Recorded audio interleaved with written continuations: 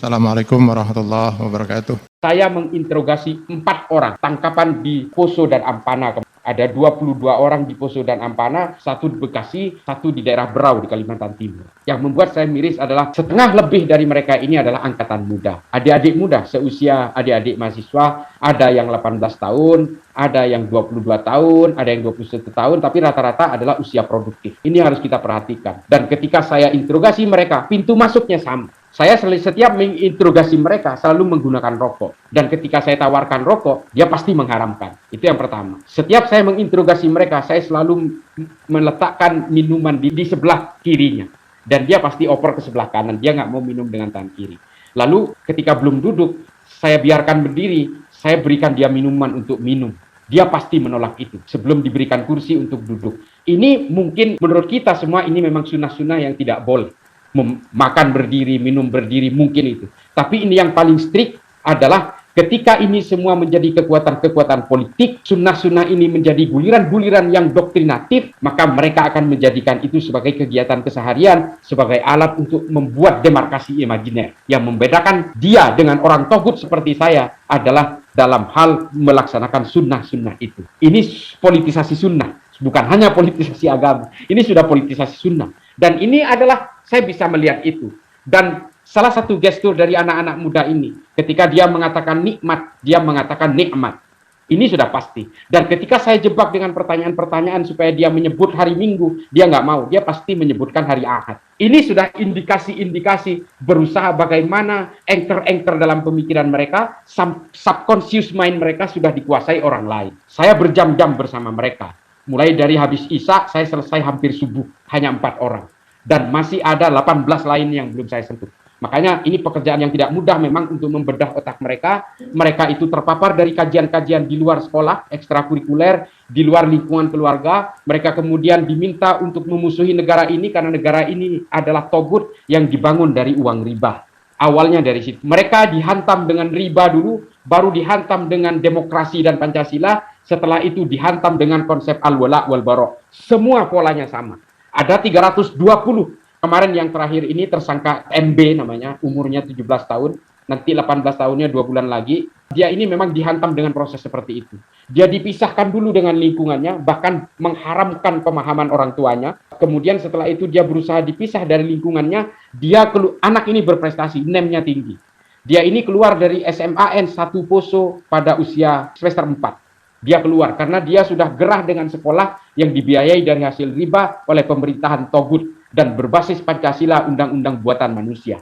Sehingga akhirnya dia melakukan proses iqdad di gunung untuk menggantikan kelompok Ali Kalora yang sudah tinggal 1 orang di atas gunung. Menurut catatan 2, tapi sebenarnya tinggal 1 karena yang 1 tidak pernah kelihatan dalam pergerakannya. Kemungkinan sudah mati. Ini kelompok-kelompok yang melakukan iqdad anak-anak muda inilah yang dicekoki, diracuni supaya mereka menggantikan kelompok Ali Kalora di atas Gunung Biru hingga pegunungan Parigi Mutong.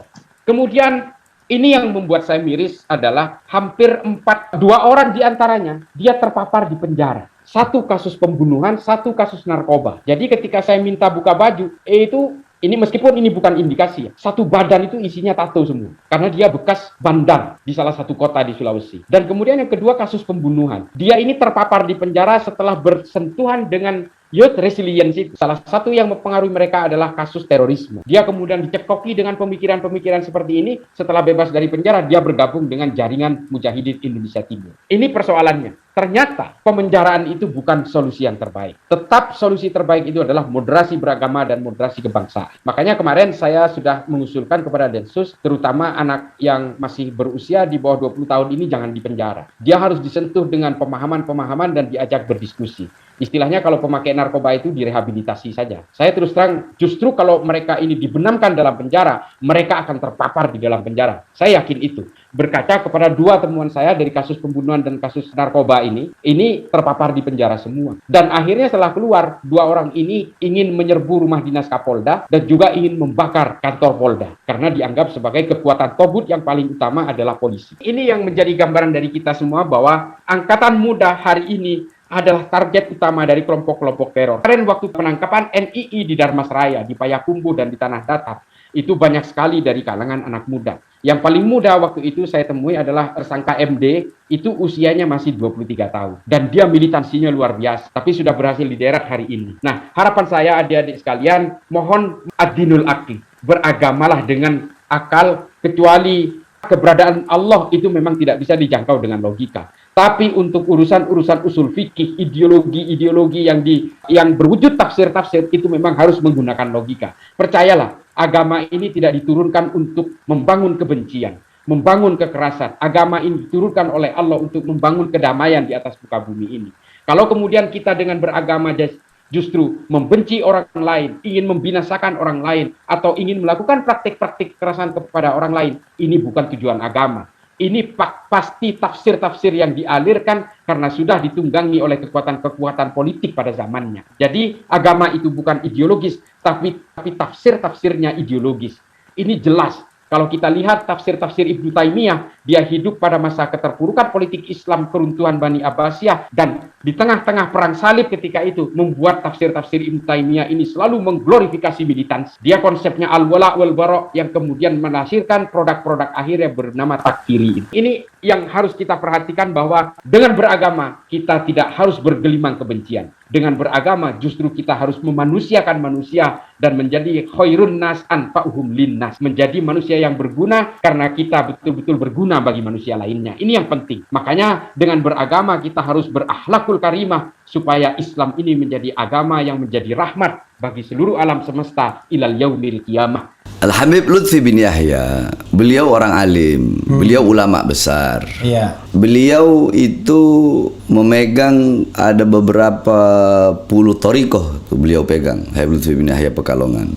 Tapi yang saya tahu beliau itu paling kuat thariqah Nahsabandiyahnya. Beliau paling kuat, dan memang beliau ulama, orang alim yang megang banyak thariqah. Tetapi ya seperti tadi yang saya bilang, 2 tambah 8 10, 7 tambah 3 10. Habib Lutfi beliau ya dengan cara beliau berdakwah dengan cara beliau. Kita, saya, Bahar bin Smith, Habib Rizik, Habib Hanif, kita juga berdakwah dengan caranya kita. Ya ini sama-sama berdakwah dengan cara masing-masing, tapi dengan satu tujuan tadi. Yang sama, ya? Tujuan yang sama.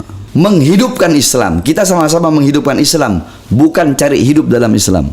Ya. Menghidupkan dakwah, bukan cari hidup dalam dakwah. Menghidupkan agama, bukan cari hidup dalam agama. Menghidupkan negara, bukan cari hidup dari negara. Menghidupkan bangsa dan rakyat, bukan cari hidup dari keringat bangsa dan keringat rakyat. Jadi beliau ulama, saya akui itu. Beliau ulama, beliau sesepuh para habaib. Seperti itu sebenarnya. Habib Rizik sosok yang saya kagumi. Habib Lutfi juga sosok yang saya kagumi dengan kelembutannya, dengan thariqahnya. Habib Rizik dengan ketegasannya. Sebenarnya yang di atas-atas ini beliau saling menghormati. Cuma yang di bawah-bawahnya aja ini, yang di bawah-bawahnya iya suka bentur-benturin. Selalu sampaikan kebenaran, karena kebenaran bagaikan matahari yang akan selalu bersinar walaupun di hadapan orang-orang yang buta. Sampaikan kebenaran, jangan pernah takut, jangan pernah lelah menyampaikan kebenaran.